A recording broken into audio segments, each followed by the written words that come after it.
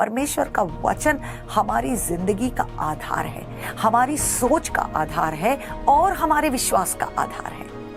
कई बार आज जब मैं बहनों से मिलती हूँ तो प्रत्येक रूप से हमारे संस्कार में जिस तरह से नारियों को नीचा देखा जाता है, कई बार जो है लोग उनके बारे में कमजोर सोचते हैं, उनको दबा देते हैं, उनको पीछे हटा देते हैं, उनको आगे नहीं जो है आने दिया जाता है। इस कारण से एक तरह का उनके अंदर एक फेमिनिस्ट स्पिरिट आ जाता है, जिस कारण से वो लड़ने के लिए तैयार हो जाती हैं।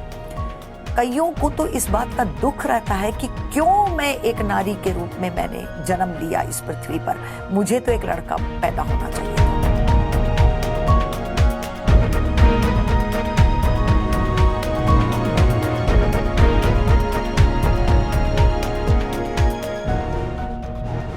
जय मसीह की। बहनों के लिए इस प्रोग्राम में मैं अपनी सारी बहनों का स्वागत करती हूँ। Praise the Lord. परमेश्वर के वचन से हम ये देखना चाहते हैं कि बहनों के लिए, महिलाओं के लिए, स्त्रियों के लिए परमेश्वर की क्या योजना है। क्यों बनाया परमेश्वर ने बहनों को, परमेश्वर के दिल में वो क्या बात थी जिसके कारण उनको ये सूझा कि केवल पुरुष ही काफ़ी नहीं है, स्त्री को भी बनाना है। और ये एक श्रृंखला के रूप में हम करते आएंगे, रिस्टोरिंग बिब्लिकल वुमनहुड। परमेश्वर के वचन के हिसाब से या परमेश्वर के वचन के अनुसार उनके दिल में क्या है एक स्त्री के लिए, क्यों बनाया परमेश्वर ने एक स्त्री को, और क्या देखना चाहते हैं परमेश्वर एक स्त्री की जिंदगी में, क्या योजना थी उसकी सृष्टि के पीछे। आइए आज इस श्रृंखला को एक नई रीति से हम फिर से शुरू कर रहे हैं। उत्पत्ति पुस्तक जो कि बाइबल का पहला पुस्तक है, उसके पहले अध्याय में हम क्या पढ़ते हैं। Genesis chapter 1 versus 26 and 27। और परमेश्वर ने कहा, हम मनुष्य को अपने स्वरूप के अनुसार अपनी समानता में बनाएं, और वे समुद्र की मछलियों और आकाश के पक्षियों और घरेलू पशुओं और सारी पृथ्वी पर और सब रेंगने वाली जंतुओं पर जो पृथ्वी पर रेंगते हैं अधिकार रखें। यही परमेश्वर की योजना थी। क्यों बनाया परमेश्वर ने मनुष्य को? अपने स्वरूप में, अपनी ही समानता में परमेश्वर ने मनुष्य को बनाया ताकि वो सब चीजों पर अधिकार रखे। 27वां वचन कहता है, और परमेश्वर ने मनुष्य को अपने स्वरूप के अनुसार उत्पन्न किया, अपने ही स्वरूप के अनुसार परमेश्वर ने उसको उत्पन्न किया, नर और नारी करके उसने मनुष्यों की सृष्टि की। ये परमेश्वर के दिल में आया जब मनुष्य का सृष्टि परमेश्वर ने किया कि उसको नर के रूप में भी बनाए और नारी के रूप में भी बनाए। और परमेश्वर ने उनको आशीष दी। God blessed them, God created them as male and female and God blessed them. सबसे पहले परमेश्वर का दिल ये है, जो उन्होंने बनाया उन सारी चीजों को परमेश्वर आशीषित करते हैं। और जब मनुष्य को बनाया, नर और नारी को बनाया, तो सबसे पहले परमेश्वर ने क्या किया? उनको आशीषित किया। ही ब्लेस्ड देम। और उनसे क्या कहा? फूलो फलो और पृथ्वी में भर जाओ और उसको अपने वश में कर लो, और समुद्र की मछलियों तथा आकाश के पक्षियों और पृथ्वी पर रेंगने वाले सब जंतुओं पर अधिकार रखो। Praise the Lord. देखिए, ये अनुग्रह का वचन परमेश्वर ने उनको दिया। उनसे ये कहा, बी फ्रूटफुल एंड मल्टीप्लाई। तुम फलो फूलो, fill the earth and subdue it and rule over everything that I have created। जो कुछ भी मैंने बनाया है उन सारी चीजों पर अधिकार रखने के लिए परमेश्वर ने नर और नारी दोनों की सृष्टि की। आगे चल करके हम ये देखते हैं उत्पत्ति पुस्तक 2 अध्याय उसका 18वां वचन। साधारणतः ये वचन हम शादियों में पढ़ते हैं जब विवाह होता है। 2 अध्याय उसका 18वां वचन। तब यहोवा परमेश्वर ने कहा, आदम का अकेला रहना अच्छा नहीं है, मैं उसके लिए एक ऐसा सहायक बनाऊंगा जो उससे मेल खाए। God said, "It is not good for the man to be alone. I will make him a helper suitable for him." देखिए, परमेश्वर ने आदम को बनाया अपने स्वरूप में, अपनी समानता में परमेश्वर ने उसकी सृष्टि की, और एदन के बगीचे में बहुत ही सुंदर है, जहां हर चीज की परिपूर्णता है। यहोवा परमेश्वर खुद उस बगीचे में उतर कर आते हैं और आदम के साथ जो है वो समय व्यतीत करते हैं। इतनी सुंदर परिस्थिति में होने के बावजूद परमेश्वर आदम को देखकर कहते हैं कि इसका अकेला रहना ठीक नहीं है, अच्छा नहीं है। आदम परमेश्वर के पास आकर के नहीं कहता है कि हे परमेश्वर, मैं तो अकेला हूं, मेरा साथी कोई भी नहीं है, मुझे अच्छा नहीं लग रहा है, मुझे अकेलापन महसूस हो रहा है।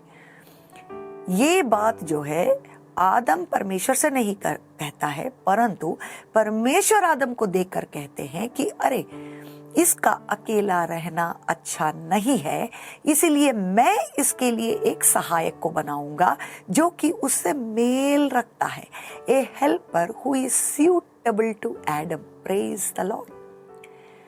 और ये बहुत जो खूबसूरत कहानी है, इसको हम देखते हैं कि किस तरह से परमेश्वर जो है आदम में से हव्वा को बनाते हैं, आदम को वो सुला देते हैं, और उसके अंदर से जो है परमेश्वर इस स्त्री की रचना करते हैं और इन दोनों को एक साथ लेकर के आते हैं। पहला विवाह, द फर्स्ट मैरिज, जो कि परमेश्वर खुद उसकी योजना बनाते हैं, खुद जो है हव्वा को आदम के पास लेकर के आते हैं और उन दोनों को एक साथ जो है विवाह में परमेश्वर एक बनाते हैं। The first marriage which God himself plans, organises and brings them together. The first marriage which God himself conducted, praise the Lord. ये परमेश्वर की योजना है, महान योजना है, और यहीं से हमारे सोच की शुरुआत होनी चाहिए। कई बार आज हम अपने जो है अपने कल्चर में से और अपने परिस्थिति में से आप कई कंक्लूशन तक पहुंचते हैं, लेकिन हमेशा हम विश्वासियों के लिए ये परमेश्वर की योजना है कि हम सबसे पहले उनके वचन में देखें कि प्रभु के दिल में क्या था, क्यों बनाया उसने नर और नारी को। Why two genders? Why did God create male and female? और देखिए परमेश्वर उसके बाद नीचे नीचे जब हम पढ़ते आते हैं तो उसका वर्स 23 कहते हैं, 22वें वचन से हम पढ़ें, और यहोवा परमेश्वर ने उस पसली को जो उसने आदम में से निकाली थी स्त्री बना दिया और उसको आदम के पास ले आया। खुद यहोवा परमेश्वर स्त्री को लेकर के आदम के पास पहुंचाते हैं और आदम ने कहा, अब यह मेरी हड्डियों में की हड्डी और मेरे मांस में का मांस है, जो इसका नाम नारी होगा, क्योंकि यह नर में से निकाली गई। स्त्री को देखते हुए बहुत ही प्रेम से, बहुत ही खुश होकर, जैसे मान लो उसको कुछ ऐसा मिल गया जो उसमें से खोया हुआ था, उसको ऐसा कुछ मिल गया जिसके कारण उसका दिल इतना खुश है। इस तरह से मान लीजिए एक संगीत, एक पोएम इसके हृदय से बाहर निकलता है और ये कहता है, अरे ये तो बिल्कुल एक तरह से देखा जाए तो मेरे समान है, मेरे हड्डी में से निकला हुआ है, मेरे मांस के समान है, लेकिन फिर भी ये अलग है, इसीलिए इसका नाम कुछ अलग पड़ेगा, इसको नारी बुलाया जाएगा। और 24वां वचन कहता है, इस कारण पुरुष अपने माता पिता को छोड़कर अपनी पत्नी से मिला रहेगा और वे एक ही तन बने रहेंगे। Marriage is God's idea. ये विवाह, ये परमेश्वर की योजना है। ये किसी मनुष्य के दिल से ये आइडिया नहीं आया, ये किसी मनुष्य की योजना नहीं है।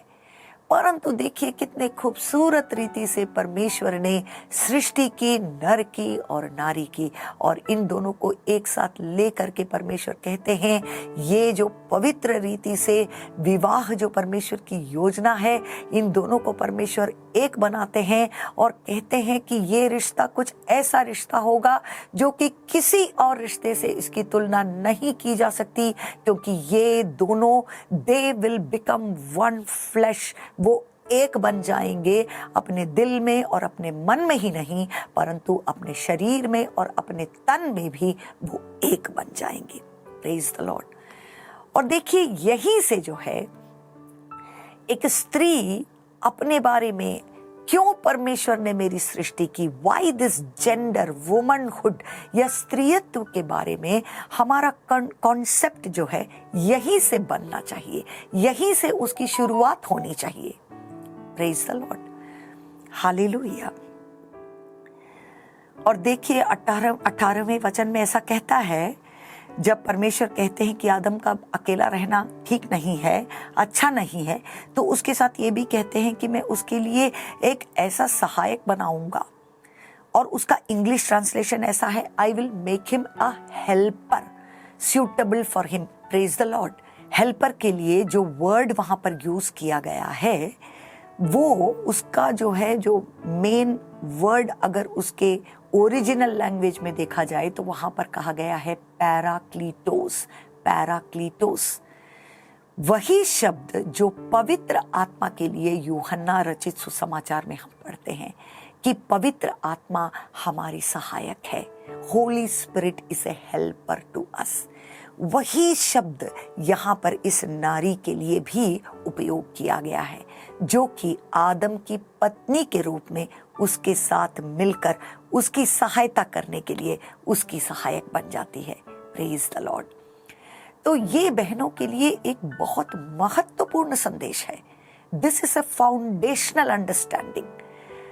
ये हमारी समझ के नींव पर ये बात होनी चाहिए। परमेश्वर का वचन हमारी जिंदगी का आधार है, हमारी सोच का आधार है और हमारे विश्वास का आधार है। कई बार आज जब मैं बहनों से मिलती हूँ तो प्रत्येक रूप से हमारे संस्कार में जिस तरह से नारियों को नीचा देखा जाता है, कई बार जो है लोग उनके बारे में कमजोर सोचते हैं, उनको दबा देते हैं, उनको पीछे हटा देते हैं, उनको आगे नहीं जो है आने दिया जाता है। इस कारण से एक तरह का उनके अंदर एक फेमिनिस्ट स्पिरिट आ जाता है, जिस कारण से वो लड़ने के लिए तैयार हो जाती हैं। कईयों को तो इस बात का दुख रहता है कि क्यों मैं एक नारी के रूप में मैंने जन्म लिया इस पृथ्वी पर, मुझे तो एक लड़का पैदा होना चाहिए था, मुझे तो एक पुरुष होना चाहिए था।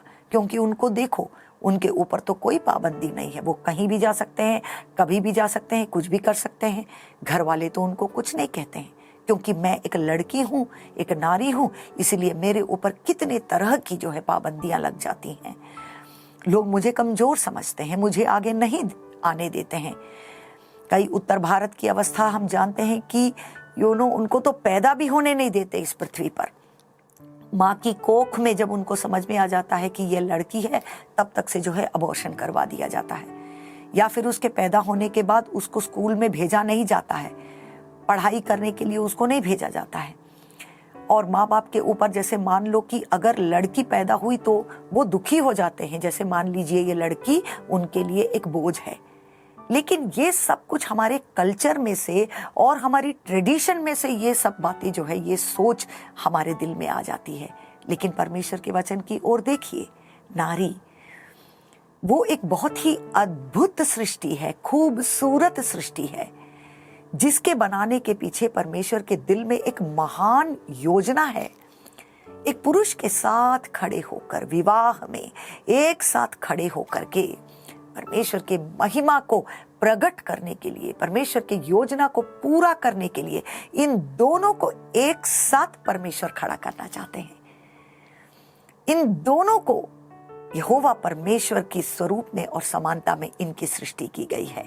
अगर इनको एक से एक अलग कर दिया जाए तो आपको केवल यहोवा परमेश्वर का एक साइड ही समझ में आएगा।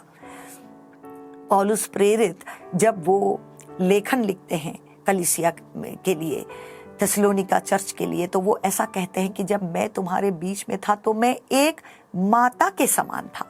मैंने इस तरह से तुम्हें प्यार किया, जो तुम्हारा पालन पोषण किया, तुम्हारी रखवाली की। और वहीं वो कहते हैं कि मैं एक पिता के समान भी तुम्हारे बीच में था। मैंने किस तरह से तुमको सिखाया, तुमको पढ़ाया, तुमको जो है कुछ बातों में शिक्षण देकर मैंने किस तरह से डिसिप्लिन किया तुमको, और मैंने आगे बढ़ाया। तो ये परमेश्वर खुद का दो तरह का रूप है जो एक नर और नारी में प्रकट होता है। इसीलिए एक परिवार का जो है परमेश्वर ने इस तरह से डिजाइन बनाया कि उसमें एक पुरुष भी होना है और उसमें एक स्त्री भी होना है। पिता का भी वो स्थान है और माता का भी स्थान है। जब ये दोनों मिलकर एक परिवार चलाते हैं, तब जाकर के परमेश्वर की परिपूर्णता उस परिवार के अंदर में प्रकट होती है। Praise the Lord. तो मैं अपनी बहनों से कहूं, छोटी लड़कियों से कहूं, अपनी बेटियों से कहूं कि देखो, कभी अपने आप को छोटा ना समझो, कभी अपने आप के बारे में सोचकर दुखी मत हो कि मैं एक लड़की होकर क्यों पैदा हुई। जिस तरह से परमेश्वर ने तुम्हारी सृष्टि की है, तुम्हारे शरीर की, तुम्हारे मन की, जिस तरह की बातों को तुम अपने शरीर में, अपने दिल दिमाग में और जो है अपने मन में तुम महसूस, कुछ परमेश्वर की योजना के अंतर्गत है जो तुम्हारी सहायता करती है कि तुम वो बनकर आओ। एक बेटी बनकर, एक बीवी बनकर और माँ बनकर जिस तरह का रोल परमेश्वर ने तुम्हें दिया है, वो तुम बिल्कुल अच्छी तरह से परमेश्वर की योजना के अनुसार पूरा कर पाओ। Praise the Lord. So this is the grand design. There is a great purpose behind womanhood. एक बहुत बड़ी योजना है परमेश्वर की, जिस कारण से परमेश्वर ने तुम्हें एक स्त्री बनाकर इस दुनिया में जन्म दिया है। तुम्हारे बिना तो मान लो दुनिया आगे ही ना बढ़े, कुछ ना हो। एक स्त्री जो एक घर की रोशनी है। Praise the Lord. आने वाले दिनों में हम इन बातों को और ज्यादा पढ़ेंगे कि आप किसी भी तरह से किसी भी पुरुष से आप कंपटीशन ना करें, आप पुरुष के समान बनने की कोशिश ना करें। नर और नारी दोनों को बिल्कुल समानता में परमेश्वर ने उनकी सृष्टि की है, उनकी रचना की है। एक दूसरे से बड़ा है, हम ऐसा नहीं कह सकते हैं। God has created both man and woman as equal, but God has created you different. ये बात सच है कि नर और नारी दोनों को बिल्कुल एक स्तर पर परमेश्वर ने, समानता में परमेश्वर ने आपका जो है आपकी सृष्टि की है, लेकिन आप दोनों अलग हैं। दोनों को अलग अलग रीति से, अलग कार्यों को करने के लिए परमेश्वर ने योजना बनाई है और इसलिए आप अलग हैं। So there is no comparison, no competition. ये फेमिनिज्म का स्पिरिट ये दुनिया से आता है, इस दुनिया की बात है। वो परमेश्वर के वचन से या परमेश्वर के राज्य का संस्कार नहीं है। तो हम इस योजना को समझें कि परमेश्वर ने हमारी सृष्टि क्यों की है, और हम वो स्थान जब ले लेते हैं तब जाकर के हम बिल्कुल एक सुंदर फूल के समान हम खिलकर बाहर आ सकते हैं उन बातों के लिए जिसके लिए परमेश्वर ने हमारी रचना की है। God bless you all.